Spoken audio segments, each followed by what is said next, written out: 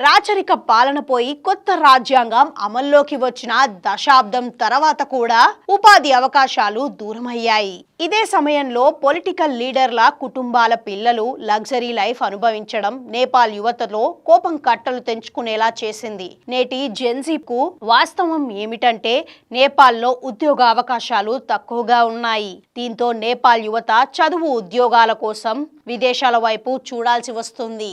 ప్రత్యేకించి గత కొన్నేళ్లుగా నేపాల్ అస్థిర ప్రభుత్వాల అవినీతిపై యువత కోపం కట్టలు తెంచుకుంది. మావోయిస్టు తిరుగుబాటు తర్వాత 2008లో రాచరికం రద్దయింది. అదే సమయంలో నేపాల్లో ప్రభుత్వాలు మారిపోవటం, అస్థిర విధానాలతో యువత నిరాశ నిస్పృహలకు లోనవుతోంది. ఇప్పుడు నేపాల్ యువత మార్పును చూడాలనుకుంటుంది. ఇంతకాలం ఈ అవినీతి ప్రభుత్వాల వైఖరిని భరించాం. దీన్ని ఈ తరంలోనే ముగించాలని రోడ్లపైకి వచ్చామని అంటున్నారు. చూడాలి మరి సోషల్ మీడియాను ఓపెన్ చేస్తే యువత శాంతిస్తారా లేక ప్రభుత్వాన్ని ఏదైనా డిమాండ్లు కోరతారా అన్నది తెలియాలంటే వేచి చూడాల్సిందే అని అనలిస్టులు అంటున్నారు. Stay connected to Khyati connects.